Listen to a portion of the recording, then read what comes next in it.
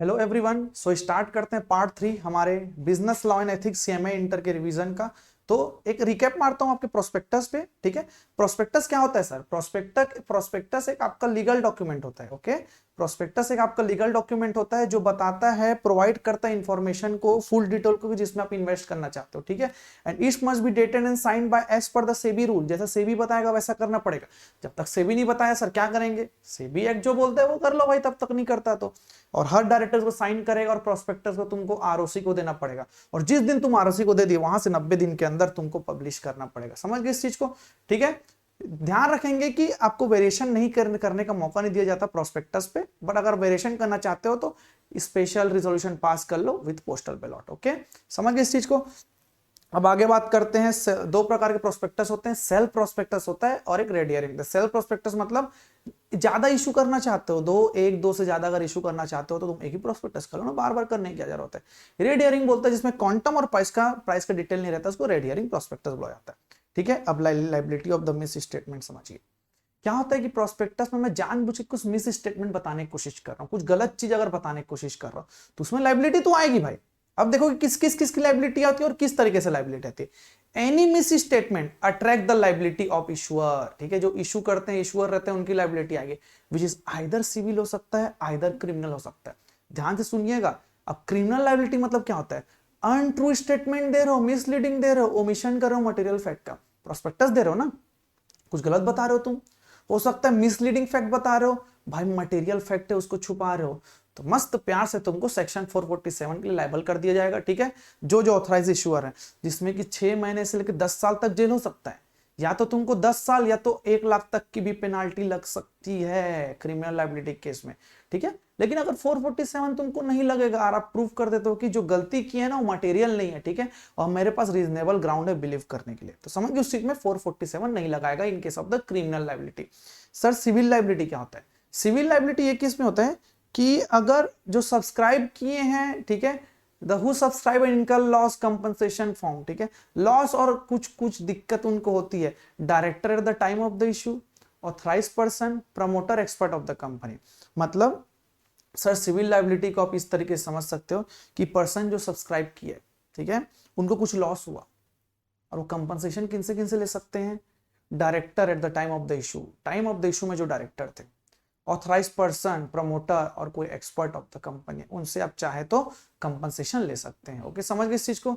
No civil liability, कोई civil liability नहीं आती अगर आप प्रूव कर देते हो।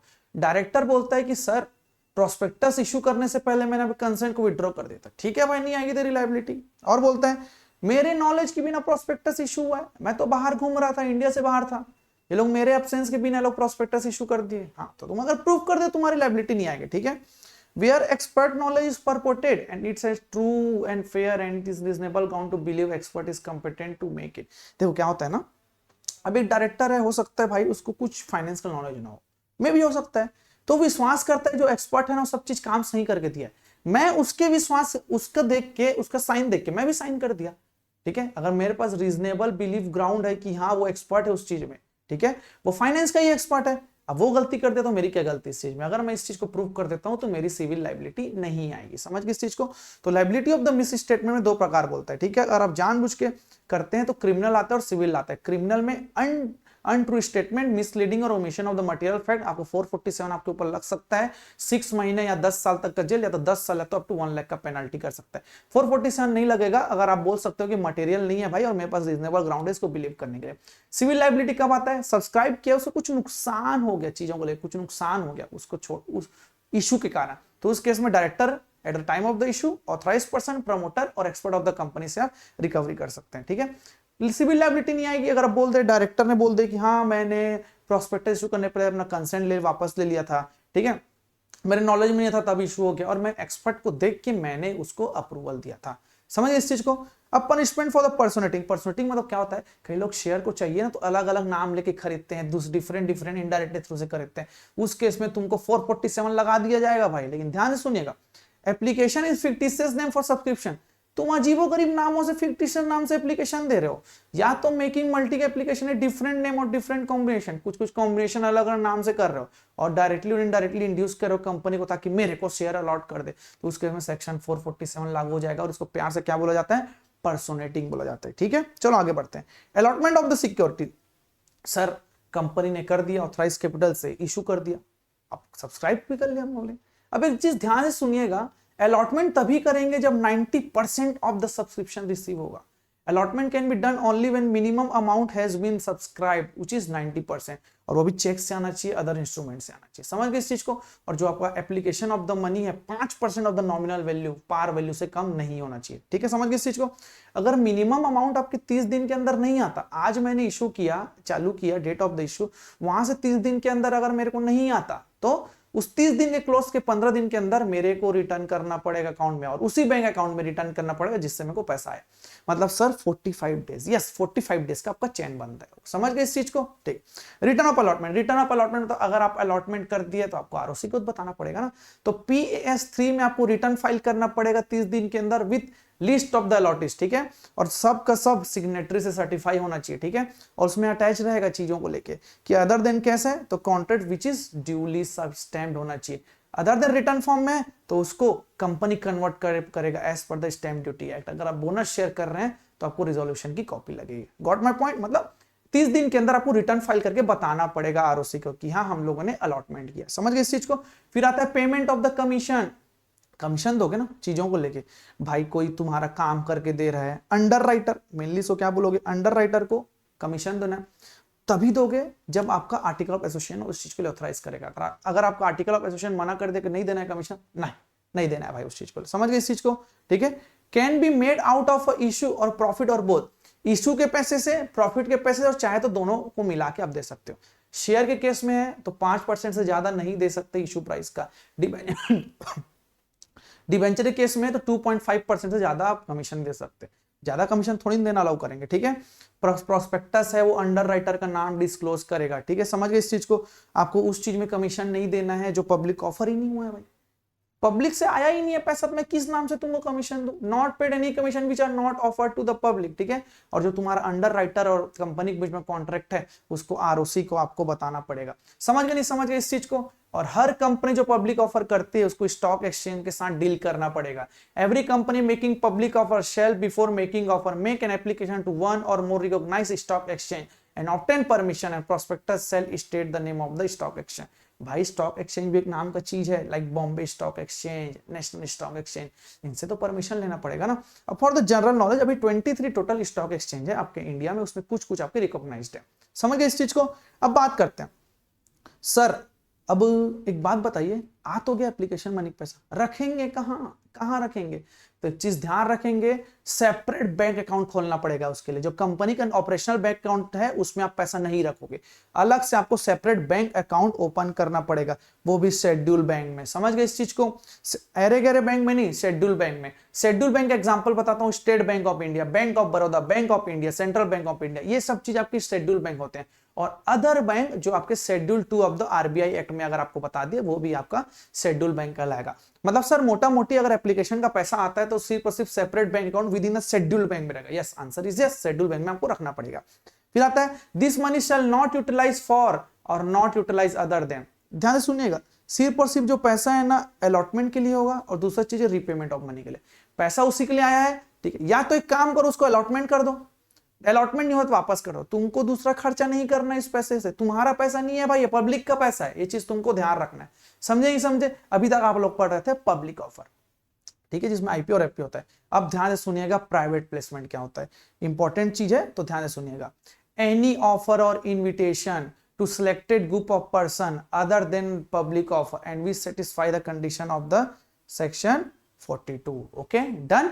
मतलब ऐसा कोई ऑफर और इनविटेशन जो सिलेक्टेड ग्रुप ऑफ पर्सन को दिया जाता है, जो पब्लिक ऑफर नहीं है और जो सेक्शन 42 के कंडीशन को सेटिस्फाई करता है।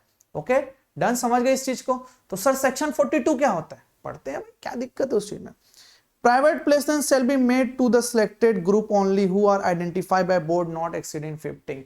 प्राइवेट प्लेसमेंट है वो जो बोर्ड आइडेंटिफाई करेगा ना उसी को तुम दोगे, जो सिलेक्टेड ग्रुप ऑफ पर्सन रहेगा, जो कि 50 से ज्यादा नहीं होना चाहिए। समझ गए इस चीज को। एप्लीकेशन आपके चेक से आना चाहिए, डीडी से आना चाहिए, और या तो अदर बैंकिंग चैनल से आना चाहिए। ठीक है, company shall not use money until allotted and return file to ROC. जो प्राइवेट प्लेसमेंट का पैसा आएगा उसको यूज नहीं कर सकते जब तक उसको अलॉट नहीं कर देते और रिटर्न फाइल नहीं कर देते आरओसी को। समझ गए इस चीज को?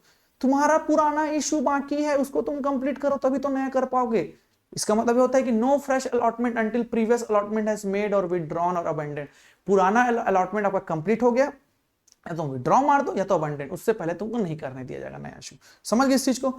A lot with in 16 days from the money receive. ठीक है, समझ गए इस चीज को? आपको 60 दिन के अंदर अलॉट करना पड़ेगा। नहीं कर पा रहे हो भाई तो 15 दिन के अंदर, 60 दिन जहां से एक्सपायर हुआ वहां से 15 दिन के अंदर रिफंड कर दिए, लेकिन 15 दिन के अंदर तुम रिफंड नहीं कर पाते तो on the expiry of the 16 day 12% per annum के रेट से आपको ब्याज देना पड़ेगा अपने अलॉटीज को। समझ गए इस चीज को?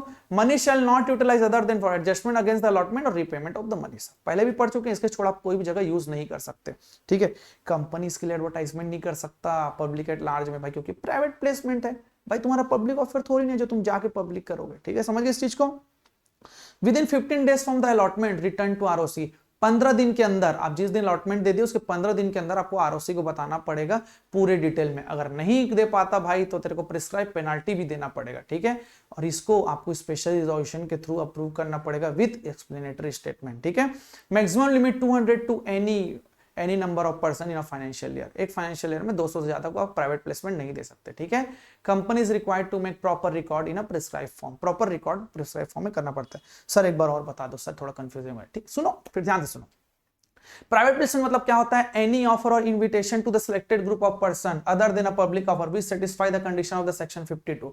ये बोलता है कि कोई ऑफर और इन्विटेशन देना सिलेक्टेड ग्रुप ऑफ पर्सन जो 50 से ज्यादा नहीं होने चाहिए, जो बोर्ड आइडेंटिफाई करेगा। पब्लिक ऑफर नहीं है वो, जो सेक्शन 52 में डिस्क्राइब्ड है। ठीक है, सेक्शन 52 क्या बोलता है?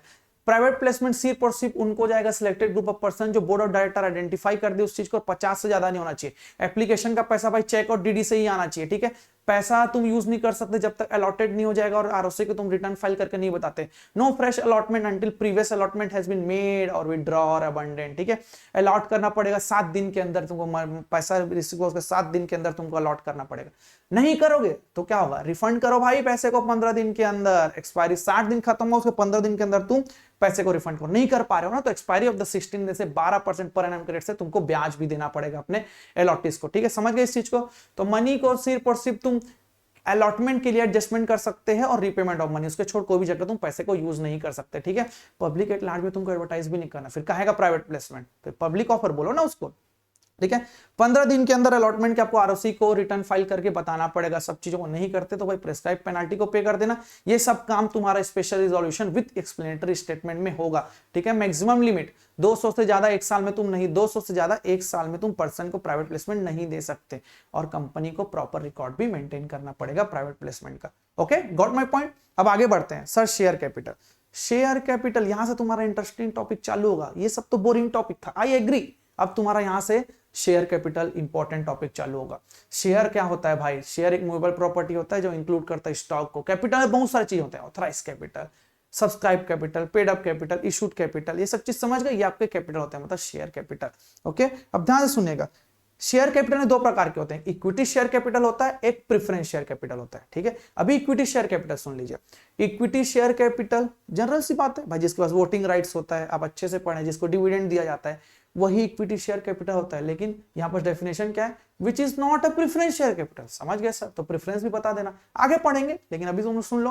प्रेफरेंस शेयर कैपिटल, प्रेफरेंस वाले क्यों होते हैं? जिनको प्रेफरेंशियल राइट्स होता है 2 प्रकार का, right to receive the dividend और right to repayment in case of the winding up, उनको प्रेफरेंस शेयर बोला जाता है। Other than this all are the equity share holders. Okay, equity share holder 2 प्रकार के हो सकते हैं। ठीक है, एक वोटिंग राइट से हो सकते हैं, एक डिफरेंशियल राइट से हो सकते हैं, राइट टू डिविडेंड और वोटिंग में। सर एक के पास तो वोटिंग राइट रहेगा, सर ये डिफरेंशियल राइट किस भले का नाम है? होता क्या है ना कि डिफरेंशियल राइट में नॉर्मल से ज्यादा अधिकार दिया जाता है तुमको 1 वोट है तो हम तुमको 2 देंगे। समझ गए इस चीज को? इसको डिफरेंशियल राइट्स बोला जाता है। लेकिन सर क्या डिफरेंशियल राइट ऐसी इजीली इश्यू हो जाता है ना? समझ गए? दो share that give extra right to vote compare to others को डिफरेंशियल राइट्स बोला जाता है। No company shall issue differential right share to dividend और वोटिंग राइट अनलेस, कोई भी कंपनी इशू नहीं कर सकता unless otherwise it is authorised by the article of association. Ordinary resolution pass करो, रिकॉग्नाइज स्टॉक एक्सचेंज से बात करो, मैक्सिमम 75% ऑफ पोस्ट कैपिटल, पहले 26 था, अभी उसको 74 अमेंडमेंट है, ठीक है। 74% पोस्ट कैपिटल से ज्यादा तुम डिफरेंशियल राइट इशू नहीं कर सकते, ठीक है। पिछले 3 साल में तुम्हारा डिस्ट्रीब्यूटेबल प्रॉफिट होना चाहिए। तुम पिछले 3 साल में प्रॉफिट नहीं कमा पा रहे हो, यहां तुम डिफरेंशियल राइट्स करो नहीं। पिछले 3 साल में तुम्हारा डिस्ट्रीब्यूटेबल प्रॉफिट होना चाहिए। फाइनेंशियल स्टेटमेंट, एनुअल रिटर्न 3 साल में फाइल करना चाहिए, मैं कोई डिफॉल्ट नहीं करूंगा उसमें, ओके, समझ गए इस चीज को। अगर किया होगा तो मेरे को नहीं करने दिया जाएगा, ठीक है।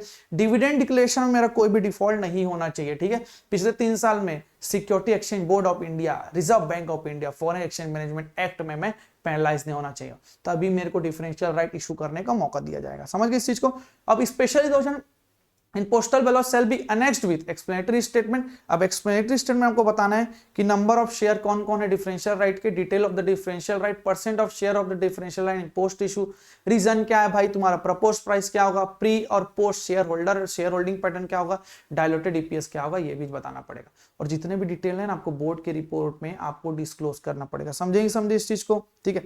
सर अब जो डिफरेंशियल होल्डर्स होते हैं ना उनको सेम राइट दिया जाता है जो आपको इक्विटी शेयर को होल्डर को दिया जाता है, लाइक बोनस शेयर मिलेगा, राइट शेयर मिलेगा, और बाकी जो उनको राइट मिलता है वो भी अधिकार उनको मिलेगा, समझ गए इस चीज को।